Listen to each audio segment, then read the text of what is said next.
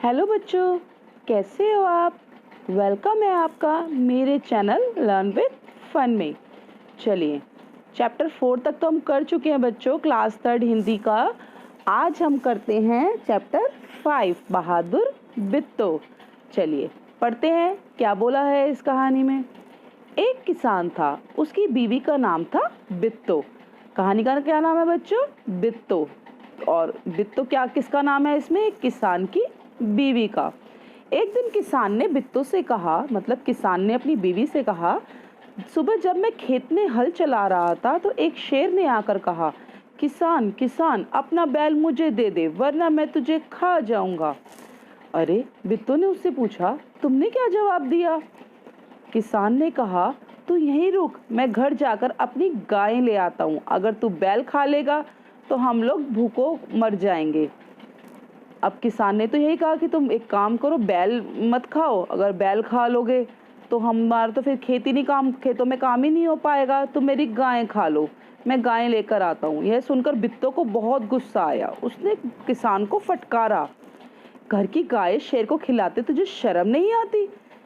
बिट्टो को बहुत तेज गुस्सा आया। अगर गायें चली गई तो घर में ना दूध ना लस्सी, बच्चे रोटी किस चीज के साथ खाएंगे? भाई अगर बैल खा जाएगा तो खेत में काम नहीं चलेगा, लेकिन अगर शेर गायें खा जाएगा तो तब घर का काम नहीं चलेगा, ना दूध मिलेगा, ना दूध भी नहीं मिल दे पाएगी गाय, ना लस्सी हो पाएगी। तो क्योंकि गाय नहीं बचेगी तो दूध कहाँ से देगी? अब बिट्टो को इस बात पे बहुत गुस्सा आया। देखिए आगे क्या करती है बिट्टो। कहानी का नाम है ना बहादुर बिट्टो, कुछ तो बहादुरी दिखाई होगी बिट्टो ने इस कहानी में। बिट्टो को एक तरकीब सूझी। उसने कहा, तुम फौरन खेत में जाकर शेर से कहो कि मेरी बिट्टो तुम्हारे खाने के लिए एक घोड़ा लेकर आ रही है। किसान डरता डरता शेर के पास गया। उसने कहा, शेर राजा, हमारी गाय तो बड़ी मरियल है, उससे तुम्हारा क्या बनेगा? मेरी बीवी अभी तुम्हारे खाने के लिए एक मोटा ताजा घोड़ा लेकर आ रही है। मतलब कि जैसे जैसे बिट्टो ने कहा किसान ने वैसे ही किया। उसने बोल दिया, भाई गाय से तो तुम्हारा काम चलने नहीं वाला, तो तुम्हारे लिए घोड़ा लेकर आ रही है। बिट्टो ने सिर पर एक बड़ा सा पगड़ बांधा और हाथ में दराती लेकर घोड़े पर सवार हो गई। घोड़ा दौड़ाती वह खेत पर पहुंची और जोर से चिल्लाई, अरे किसान, तू तो कहता था कि तूने 4 शेरों को फांस कर रखा है, यहाँ तो सिर्फ एक ही है, बाकी कहाँ गए? फिर वह घोड़े से उतरकर शेर की तरफ बढ़ी और कहने लगी, अच्छा कोई बात नहीं, नाश्ते में एक ही शेर काफी है। बिट्टो ने क्या काम करा? शेर को ही डरा दिया। उसने कहा, शेर को ही डरा देते हैं, शेर हमें डरा रहा था, हम शेर को डरा देते हैं।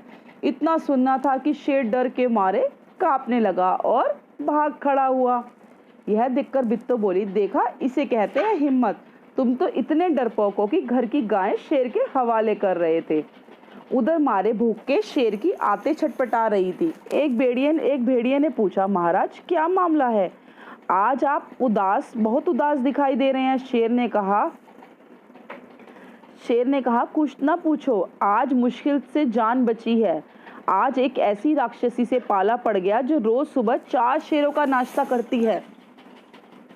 शेर तो डर गया बेचारा। वो किसकी बात कर रहा था इसमें? बिट्टो की। बिट्टो क्या करती है? बिट्टो ने उसे कह दिया ना, तुमने तो 4 शेर पकड़े हुए थे। तो इस बात से शेर डर गया। उसने कहा, भैया मेरा तो एक किससे पाला पड़ गया? राक्षसी से।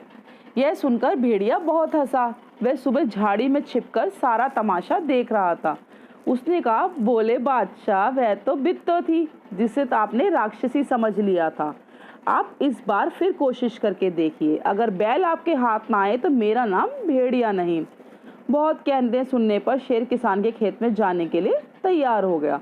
ये क्या, बिट्टो ने अभी अभी तो शेर को डरा के भेजा था, फिर से भेड़िए ने उसको हिम्मत दे दी। अब शेर ने सोचा, दोबारा से किसान के पास जाऊंगा। तुम अपनी पूंछ मेरी पूंछ से बांध लो। लेकिन भेड़िए ने क्या कहा? उसको एक और नई तरकीब दे दी, तुम अपनी पूंछ मेरी पूंछ से बांध लो। दोनों जने पूंछ बांधकर चल पड़े। उन्हें देखते ही किसान के होश हवास गुम हो गए। वह डर से थर थर कांपने लगा। अब क्या हुआ? किसान फिर से डरने लगा, क्योंकि लेकिन बिट्टो बिल्कुल नहीं घबराई। बिट्टो तो वहीं खड़ी थी, बिट्टो नहीं घबराई उनको देखकर। भेड़िए के पास जाकर उसने कहा, क्यों रे भेड़िए, तू तो अभी वादा करके गया था कि तू अपनी पूंछ से 4 शेर बांध कर लाएगा, लेकिन तू तो सिर्फ एक ही शेर लाया है, वह भी मरियल सा। भला इसे खाकर मेरी भूख मिट सकती है? खैर इस वक्त यही सही। इतना कहकर बिट्टो आगे बढ़ी। देखा, बिट्टो ने अपनी हिम्मत अभी भी नहीं गंवाई। भेड़िया और शेर साथ में आए तब भी उसने दोनों को ही डरा दिया। शेर के फिर से होश हवास उड़ गए। उसने समझा कि भेड़िया ने उसके साथ धोखा किया है। वह फौरन वहां से भागा।